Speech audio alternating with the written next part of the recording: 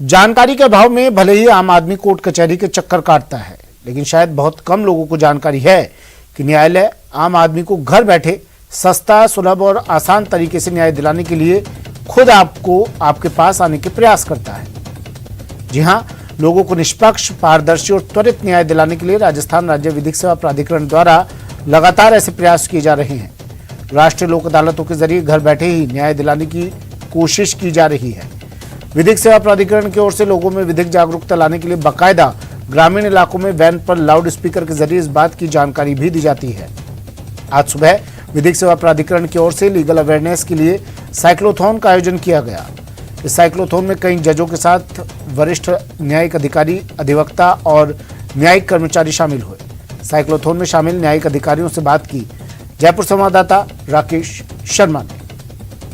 राजस्थान राज्य सेवा प्राधिकरण द्वारा लीगल अवेयरनेस वीक मनाया जा रहा है और इसका समापन समारोह आज है। इस अवसर पर आज साइक्लोथॉन आयोजित की जा रही है। यहाँ पर बड़े जो न्यायिक अधिकारी हैं वो इस साइक्लोथॉन में यहाँ पर शिरकत कर रहे हैं। अल्बर्ट हॉल पर बड़ी संख्या में न्यायिक अधिकारी, कर्मचारी जुटे हैं। हम जानना चाहेंगे कि किस तरीके से जो लीगल अवेयरनेस वीक है वो सेलिब्रेट किया गया है। जज ज्ञान प्रकाश गुप्ता जी हमारे साथ में है। जी हाँ, नमस्कार। देखिए, हम बताना चाहते हैं सबको कि लीगल सर्विसेज की क्या इंपॉर्टेंस है और लोगों में कैसे जागरूकता बढ़ानी चाहिए। सिर्फ इस जागरूकता बढ़ाने के उद्देश्य मात्र से आज इस साइक्लोथॉन का आयोजन किया जा रहा है। एक जो आम लोगों में भावना है कि सिर्फ न्यायाधीश के लिए ये आवश्यक है कि वो न्याय करते हैं सिर्फ कोर्ट में डैश बैठ के, ऐसा नहीं है। हम बहुत अलग अलग उद्देश्यों से आम जनता तक पहुँचते हैं। हम हमारी बातें पहुँचाने की हम कोशिश करते हैं कि लोग कानूनी रूप से जागरूक हों।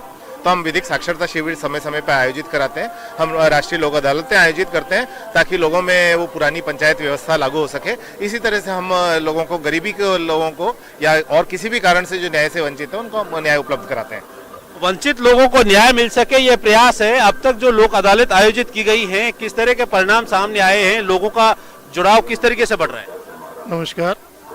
लोक अदालत के माध्यम से प्रकरणों का निस्तारण लगातार बढ़ोतरी की ओर है और जिसमें हमारा राजस्थान है वो पिछले कई वर्षों से हमारे राजस्थान की मुख्य भूमिका रही है और हमारे यहाँ से पूरे राज्य से बहुत अच्छे मुकदमों का निस्तारण राजीनामा के जरिए हो रहा है, जिसके लिए हमारे को नालसा द्वारा सम्मानित भी किया जा चुका है। इस वीक में सर्वप्रथम तो मैराथन आयोजित की गई थी और आज ये साइकिल रैली आयोजित की गई है और लीगल अवेयरनेस के लिए एक अच्छा प्रयास है और लीगल एड के संबंध में सभी में लोगों में जागरूकता हो इसके लिए और ऐसे प्रयास आगे होने चाहिए जिससे लोगों में जागरूकता पैदा हो।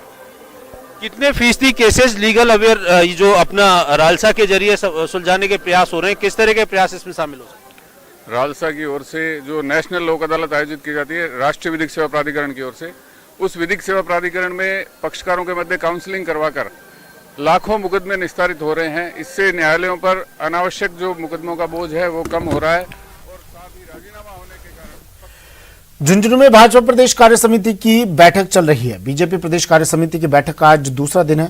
प्रदेश कार्य समिति की बैठक शुरू हो चुकी है। बैठक में प्रदेश प्रभारी अरुण सिंह भी मौजूद हैं। बैठक में प्रदेशाध्यक्ष सतीश पूनिया भी मौजूद हैं। कार्य समिति के तमाम पदाधिकारी भी इस बैठक में मौजूद हैं।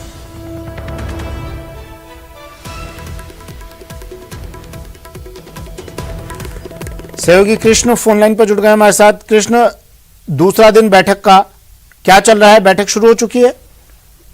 जी सुमित, मैं आपको बता दूं कि बैठक का आज दूसरा दिन है और प्रदेश कार्य समिति की जो बैठक है वो शुरू हो चुकी है। और इस बैठक से पहले है जो भाजपा के कोर ग्रुप की बैठक हुई थी, उसमें प्रदेश प्रभारी अरुण सिंह, प्रदेशाध्यक्ष सतीश पूनिया, केंद्रीय मंत्री गजेंद्र सिंह, अर्जुन राम मेघवाल और पूर्व सीएम वसुंधरा राजे सहित तमाम कोर ग्रुप के मेंबर थे, उनके बीच है जो बैठक हुई है। और उसके बाद जो प्रदेश कार्य समिति की बैठक है वो शुरू हो चुकी है। जी, कौन कौन लोग पहुंच चुके हैं यहाँ पर? कौन कौन से प्रमुख चेहरे आपको दिखाई दिए यहाँ पर? प्रदेश कार्य समिति की जो बैठक है इसमें जयपुर ग्रामीण सांसद है, राज्यवर्धन सिंह राठौड़ है, ओम माथुर हैं और जो भरतपुर सांसद है रंजीता कोहली है, सांसद दिया कुमारी है और संगठन महामंत्री चंद्रशेखर हैं, प्रदेश प्रभारी अरुण सिंह जी है और सह प्रभारी विजय राजकर है। तो जो तमाम जो बड़े चेहरे हैं वो मौजूद हैं। साथ ही केंद्रीय नेतृत्व की बात करें तो सांसद और केंद्रीय मंत्री गजेंद्र सिंह और केंद्रीय मंत्री अर्जुन राम मेघवाल और केंद्रीय मंत्री कैलाश चौधरी भी इस बैठक में मौजूद हैं। और जो लगातार जो बड़े नेताओं का जो आने का जो सिलसिला था इस बैठक को लेकर वो सुबह से ही शुरू था। और जो मंडलों में जिनको विधायकों और जिन सांसदों को जिम्मेवारी सौंपी गई थी वो सुबह से ही मंडलों से जो अपना फीडबैक और रात्रि प्रवास के बाद जो उनको फीडबैक मिला था वो लेकर आ चुके हैं। और ये जो प्रदेश कार्य समिति की बैठक है इसमें जो झुंझुनू के 42 मंडल है उनमें जो उन्होंने फीडबैक लिया है, जो पदाधिकारियों की बैठक ली है वो भी इस कार्य समिति के समक्ष रखेंगे। जी ठीक है, शुक्रिया कृष्ण तमाम जानकारी के लिए।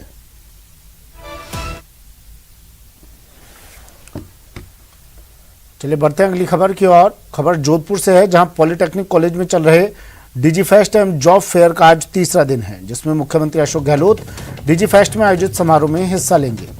मुख्यमंत्री जोधपुर और पाली में स्टार्टअप्स के लिए प्लग एंड प्ले फैसिलिटी के लिए इंक्यूबेशन सेंटर का भी शुभारंभ करेंगे। साथ ही जोधपुर में Rajiv Gandhi fintech digital institute का शिलान्यास करेंगे और इसका अस्थायी भवन में कार्य प्रारंभ करेंगे।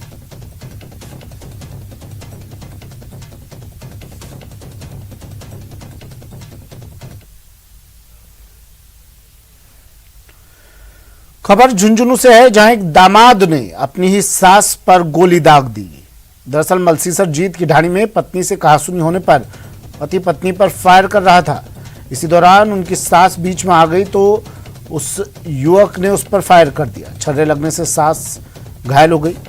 सुभिता देवी को बीडी के अस्पताल में भर्ती करवाया गया, जहां उनका उपचार चल रहा है। सूचना मिलने पर पुलिस जीत की ढाणी पहुंची और आरोपी अनिल कुमार को दबोच लिया। अनिल पुत्र शिवलाल जाति जाट निवासी पातुसर थाना बिसाऊ द्वारा अपने ससुराल में आकर फायरिंग की गई है, जिस संबंध में थानाधिकारी धनोरी द्वारा एक पिस्टल में जिंदा कारतूस एवं एक देसी कट्टा, 4 जिंदा कारतूस एवं एक खाली केस के साथ ही एक चाकू बरामद कर आरोपी को गिरफ्तार किया गया था, जिसको आज मन थानाधिकारी द्वारा अनुसंधान किया जाकर 2 दिन की पुलिस रिमांड प्राप्त किया गया है और इससे उक्त हथियार खरीदने के बारे में पता किया जा रहा है। हाईकोर्ट के सामने सरकार की किरकिरी के बाद सौम्या ने तीसरी बार मेयर पद का कामकाज संभाल लिया है। एक रिपोर्ट देखिए। सौम्या गुर्जर ने पलटी हारी हुई बाजी, संभाला जयपुर ग्रेटर मेयर का पदभार। जिस तरह लोकतंत्र की हत्या की गई है, इसके लिए ये सिर्फ मेरा नहीं है, ये पूरी जयपुर की जनता का, राजस्थान की जनता का जो है वो भाव है, वो है। सौम्या गुर्जर ने हारी हुई बाजी पलटकर तीसरी बार जयपुर ग्रेटर मेयर का पदभार संभाल लिया। लेकिन जिस तरह से उन्होंने तमाम कयासों को झुठलाते हुए मेयर पद पर वापसी की है, वो काफी दिलचस्प है। जयपुर नगर निगम में गुरुवार को मेयर के लिए पार्षदों की वोटिंग के बाद काउंटिंग चली रही थी, तभी एक ईमेल के बाद राज्य चुनाव आयोग ने काउंटिंग रोक दी। दरअसल राजस्थान हाईकोर्ट ने पूर्व मेयर सौम्या गुर्जर की अयोग्यता को खारिज कर दिया था, जिससे सौम्या गुर्जर के फिर से महापौर बनने की राह आसान हो गई थी। गौरतलब है कि सौम्या गुर्जर को स्वायत्त शासन निदेशालय ने शुक्रवार को न्यायिक प्रक्रिया में अपना पक्ष प्रस्तुत करने के लिए कारण बताओ नोटिस जारी किया। 18 नवंबर तक अपना जवाब प्रस्तुत करने का समय दिया। ऐसे में सौम्या गुर्जर ने कानूनी सलाह लेकर ही मेयर का पदभार ग्रहण किया। देखिए, जिस विश्वास के साथ में यहाँ आई, जिस विश्वास के साथ में जनता ने, पार्टी ने, संगठन ने यहाँ बिठाया, तो आपको पता है निश्चित रूप से ईमानदारी पूर्वक और जयपुर की जनता के लिए, विकास के लिए यहाँ इस सीट पर बिठाया गया था। उसके साथ में छलावा हुआ है, ये मैं नहीं कह रही हूँ, ये पूरे जयपुर की जनता, पूरे राजस्थान की जनता कह रही है। इससे पहले राजस्थान हाईकोर्ट ने राज्य सरकार के 27 सितंबर 2022 के आदेश को रद्द कर दिया, जिसमें सौम्या गुर्जर को बर्खास्त किया गया था। इस आदेश की वजह से ही चुनाव की नौबत आई थी। हाईकोर्ट ने राज्य सरकार को निर्देश दिए कि वो 10 अगस्त 2022 को न्यायिक जांच रिपोर्ट के मामले में सौम्या को सुनवाई का मौका दे, इसके बाद ही कोई आदेश जारी करे। कोर्ट ने साफ कर दिया है कि जब बर्खास्तगी का आदेश ही रद्द हो गया तो महापौर की कुर्सी खाली कैसे रह सकती है। ऐसे में नए महापौर के चुनाव की जरूरत ही नहीं है। आपको बताते चले कि सौम्या ने महापौर पद से हटाने, 6 साल के लिए चुनाव लड़ने के लिए अयोग्य घोषित करने और वार्ड में उपचुनाव कराए जाने के राज्य सरकार के फैसले को अदालत में चुनौती दी थी। 4 जून 2021 को जयपुर ग्रेटर की साधारण सभा की बैठक में तत्कालीन आयुक्त यज्ञमित्र सिंह देव के साथ बदसलूकी और मारपीट की घटना हुई थी। उस समय मामले में ज्योतिनगर थाने में एफआईआर दर्ज की गई थी। मेयर सौम्या गुर्जर और 3 दूसरे पार्षदों पर आरोप लगे थे, जिसके बाद से विवाद बढ़ा। सरकार ने मामले में एक्शन लिया और विवाद कोर्ट तक पहुंच गया था। न्यूज़ 18 राजस्थान के लिए जयपुर से रोशन की रिपोर्ट। जालौर जिले के बागोड़ा और सायला क्षेत्र में एक बार फिर से टिड्डियों का टेरर देखने को मिला है। सैकड़ों हेक्टेयर में खड़ी किसानों की फसल को बर्बाद कर दिया गया है। एक के बाद एक कई हेक्टेयर खेत टिड्डी दल साफ कर चुका है। किसान परेशान हैं और अब सरकार की तरफ उम्मीद लगाए बैठे हैं कि सरकार जल्द से जल्द कोई कदम उठाएगी और रही सही फसल बच सकेगी, ताकि वे इसे बेचकर अपनी आजीविका चला सके।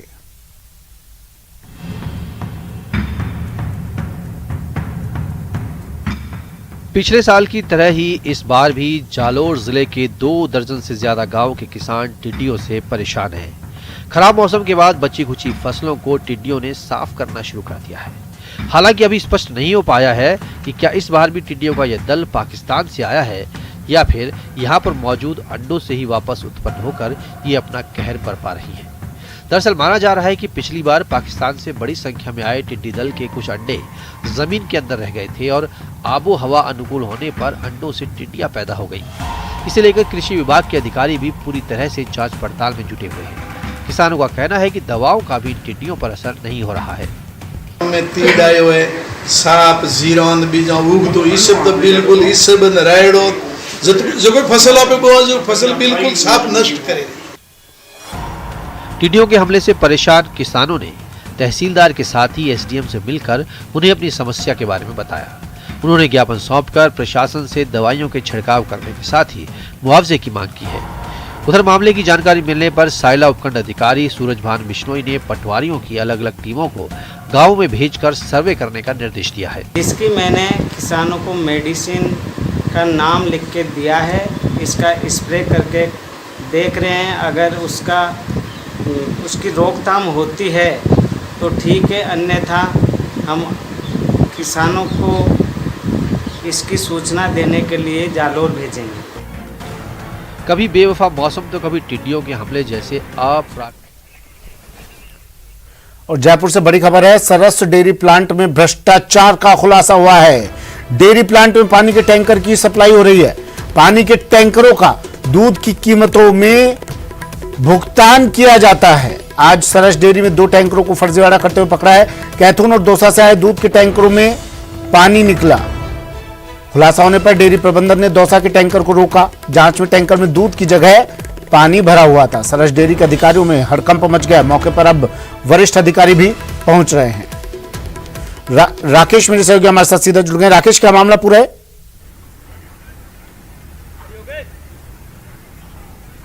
बिल्कुल, देखिए सुमित, हम दिखाना चाहेंगे इस वक्त हम सरस डेयरी के प्लांट पर ही खड़े हैं और जो हमें शिकायत मिली थी, जब हमने इसकी पुष्टि डेयरी प्रबंधन के अधिकारियों से की कि यहाँ पर दूध के टैंकरों की जगह पानी के टैंकर पकड़े गए हैं, यानी महाभ्रष्टाचार का एक खुलासा सामने आया है। उसके बाद हमने पूरे मामले की तहकीकात की। हम यहाँ पर पहुंचे, हम दिखाना चाहेंगे इस वक्त हम सरस डेयरी के प्लांट पर ही खड़े हैं और इसी के अंदर वो 2 टैंकर खड़े हैं जिनमें लगभग 18,000 लीटर दूध की जगह पानी, यानी लगभग 2 टैंकरों में 10 लाख से ज्यादा का जो दूध होता है उसकी जगह पानी आया है और उस 10 लाख के जो दूध की जगह पानी के जो है उसका भुगतान किया जाता है। यानी कितना बड़ा ये भ्रष्टाचार है। अगर एक दिन में 2 टैंकर दूध की जगह पानी के सप्लाई किए जाते हैं, 10 लाख रुपए रोज का गबन अगर इस तरीके से होता है तो निश्चित तौर पर यह बहुत बड़ा एक करप्शन हो सकता है, एजेंडा हो सकता है। अब चूंकि हमने डेयरी के अधिकारियों से बात की है, आज रविवार है